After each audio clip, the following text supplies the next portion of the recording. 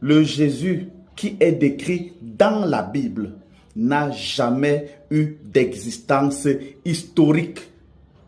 Ce n'est jamais arrivé. C'est très important de le comprendre. Je n'ai pas dit qu'il n'y a jamais eu un homme quelque part qui sur terre s'est appelé Jésus. Mais le Jésus qui est dans la Bible là n'a pas d'existence historique.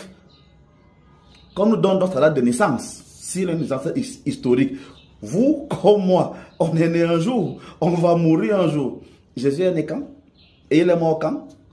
On va pas nous dire qu'il est né à Noël et il est mort le vendredi saint. C'est pas quand même sérieux. Imaginez que sur vos actes de naissance, on met ce genre d'informations. Mais ce sera quand même pas sérieux. Mais bon, passons. Il est important de dire que le Jésus biblique est un égrégore.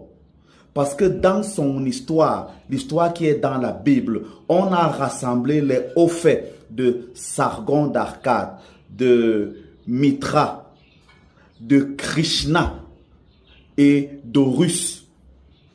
Et dans tous les peuples que je viens de citer, dont je viens de prendre les figures fortes, il est clair que là-bas, ce sont des mythes. On s'est donc inspiré de l'histoire de ces mythes pour façonner une histoire qu'on a dit après que cette histoire était réelle. N'est-ce pas?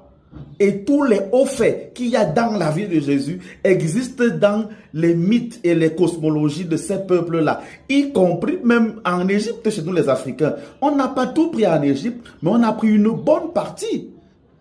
Le problème n'est donc même pas qu'ils ont copié. Le problème, c'est qu'ils n'ont pas dit que le Jésus dont on vous parle ici est un mythe, est un modèle d'initiation, est un modèle de comportement. Non, on vous dit c'est vraiment arrivé. Il a posé ses pieds à tel endroit, il a fait ceci, il a dormi ici.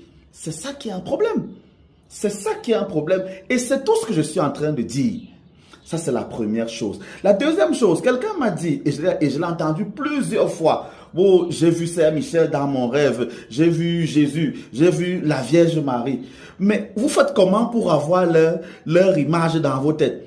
La même Bible que vous avez lue, que vous lisez même, et que moi je continue de lire de temps en temps, parce que je cherche à l'intérieur les mensonges qu'on nous a appris qui ne permettent pas d'avancer. Saint Jean dit quelque part que Dieu là, personne ne l'a jamais vu. C'est dans le Nouveau Testament. Vous n'avez jamais vu Dieu. Vous ne savez même pas à quoi il ressemble. Donc, vos images que vous dites que vous avez rêvé, que vous avez vu Dieu ou tout le reste là, ils étaient comment? Ils étaient grands, ils étaient courts, ils étaient noirs, ils étaient roux.